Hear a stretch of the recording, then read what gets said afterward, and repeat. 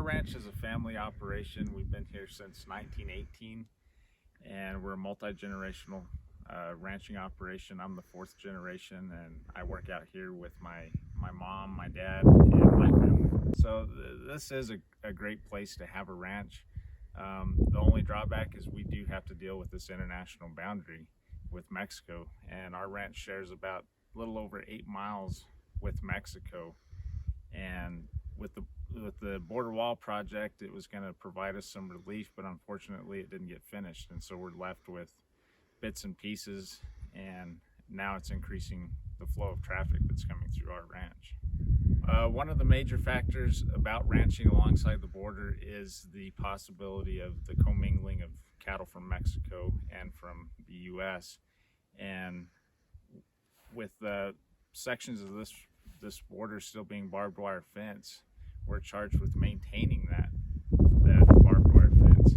And with the possibility of cattle commingling, because illegal traffic destroys the fences, it's a huge concern with diseases. You take 20 people climbing over a barbed wire fence that's oftentimes 60, 70 years old, it just completely lays it on the ground.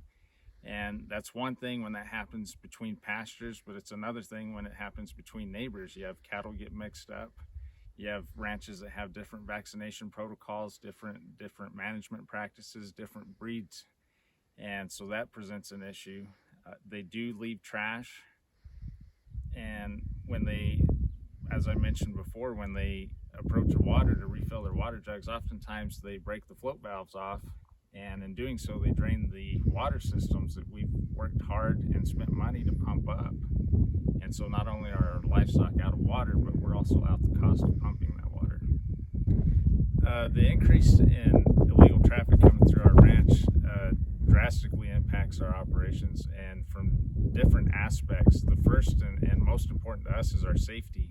It's a safety issue trying to work out here, knowing that you could potentially come up on a group of 20, or a group of 20 could come up on you and you don't know it. So it makes it to where we try to work in pairs at a minimum if possible, so that you're not alone, especially given that we have a severe lack of communication down here with no cell phone service.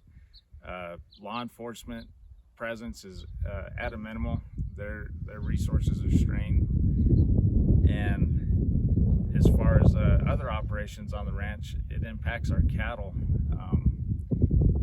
With these illegal people crossing, they can't carry enough water to get to their destination, so they're having to stop at our livestock waterings, and in doing so they run our cattle off of water, and that happens often enough it starts causing stress-induced illnesses like pasteurella pneumonia, and so we've experienced death loss because of that in the past.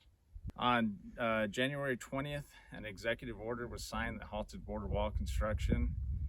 And when that happened, we saw a dramatic increase in traffic, and I attribute that to policies that were canceled, policies from the former administration that were canceled, and that made it more enticing for people to cross illegally. With the massive influx of unaccompanied minors and family units in other areas, it pulled resources away from our area and allowed the criminal element of primarily young adult males to cross through our area, and these people do not want to be caught.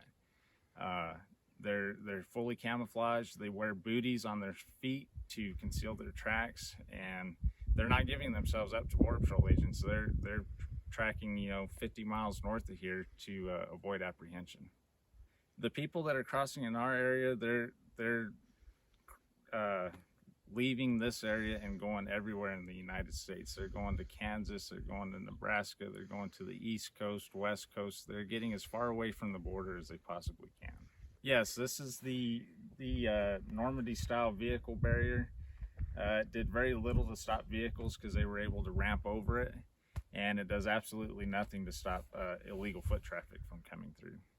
So wall construction stopped right here just behind me, and then on the other side of the hill as well. And then when the executive order was signed, all of this stuff wasn't completed yet, so everything had to come to a halt. It left a 3/4 mile gap as well as another smaller one. And as you can see behind me, there's all the materials here ready to put the wall up. And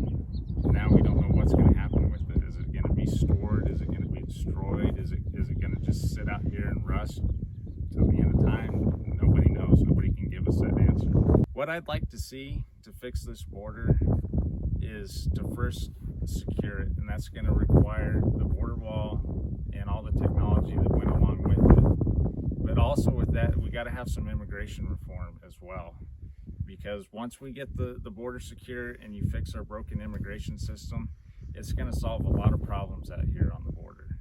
And in doing that, I think it's going to work out best for everybody, not just border residents, but it's going to work out in the benefit of all these people that do want to come to this country and be productive citizens.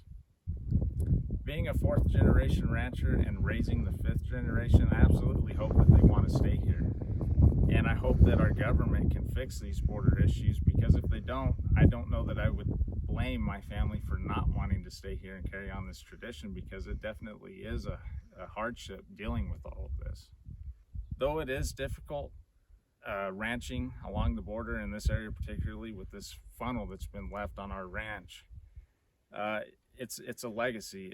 Agriculture is not just a job, it's a way of life. And with my family being here for over 100 years, it's not something that you're just going to give up on.